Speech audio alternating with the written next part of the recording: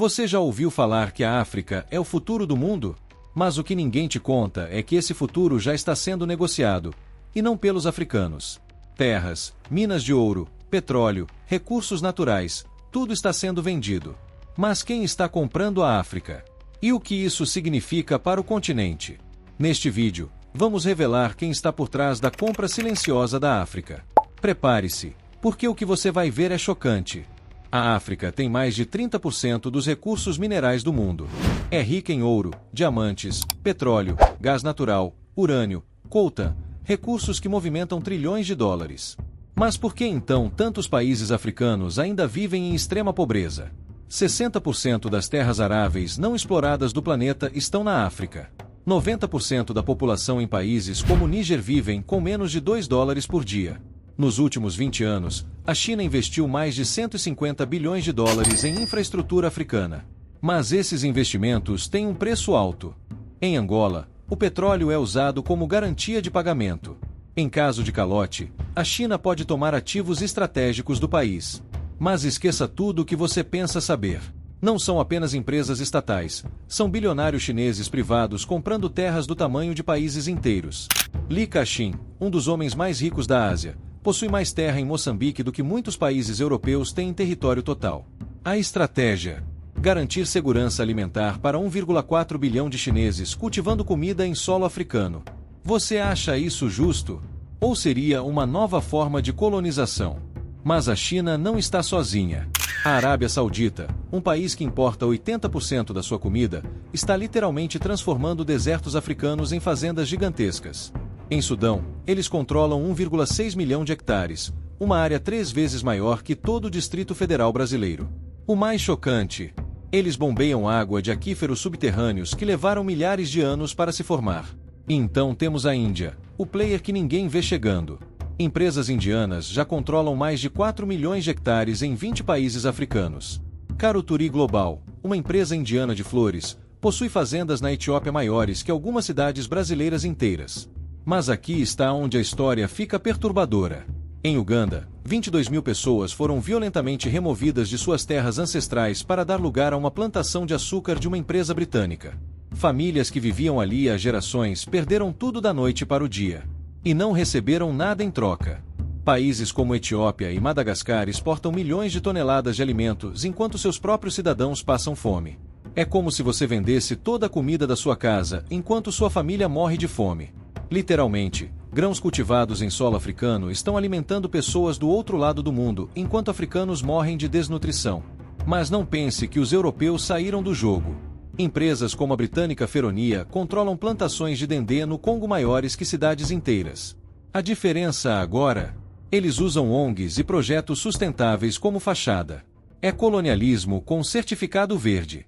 Agora prepare-se para uma verdade que vai doer. O Brasil, que já foi explorado, agora explora a África exatamente como os europeus fizeram conosco. É de cortar o coração, mas é real. E sim, o Brasil também está nessa. Empresas brasileiras do agronegócio estão comprando terras em Moçambique para plantar soja. Irônico, não? Um país que já teve suas próprias terras exploradas agora faz o mesmo com outros. A Vale, maior mineradora brasileira, extrai ferro em Moçambique há décadas. Mas aqui está o escândalo: ela paga apenas 1% de royalties, menos que uma taxa de cartão de crédito. Em comparação, no Brasil ela paga 3,5%. Eles literalmente acham que africanos valem menos que brasileiros. A JBS, maior frigorífico do mundo, está expandindo por toda a África. Angola, Gana, Nigéria. Eles compram gado africano a preços irrisórios, processam e vendem para a Europa a preços premium. O lucro fica no Brasil, a exploração fica na África. Documentos mostram que executivos brasileiros chamavam líderes africanos de amigos úteis em e-mails internos. Pagavam propinas para conseguir contratos que sugavam recursos africanos. O esquema da Lava Jato não ficou só no Brasil, se espalhou pela África como um câncer.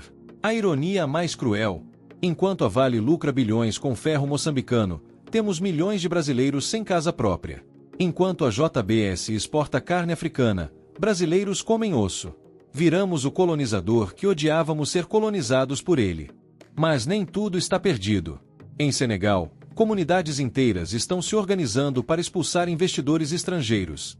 No Quênia, Pequenos agricultores estão processando o governo por vender suas terras sem consulta.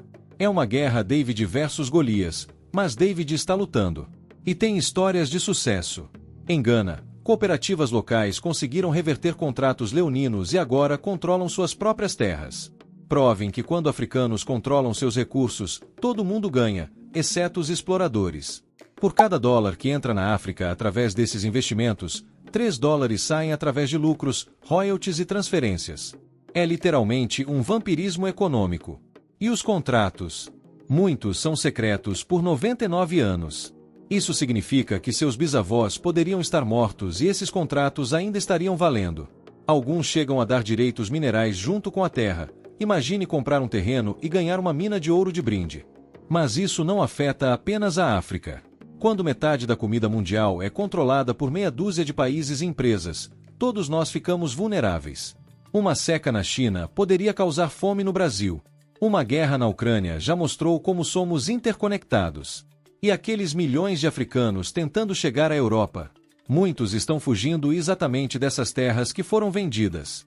É um ciclo perverso. Suas terras são roubadas, eles ficam sem como sobreviver, migram, e então são chamados de invasores. Mas agora vou te contar a estratégia mais diabólica de todas.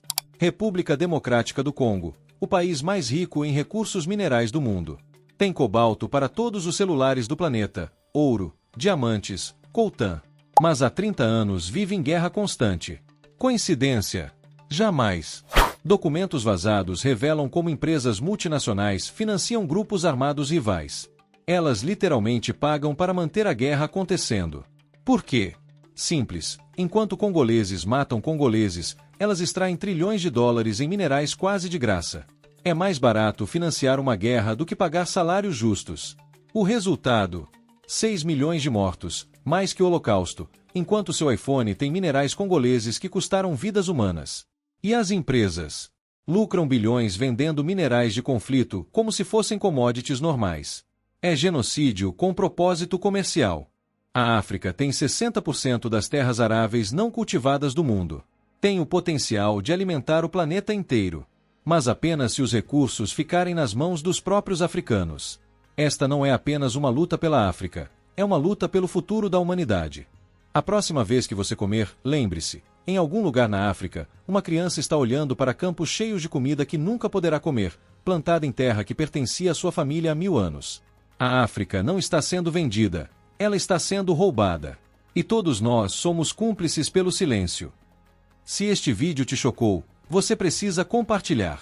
Deixe seu comentário. Qual dessas revelações mais te impressionou? E se inscreva no canal, temos muito mais verdades inconvenientes para revelar.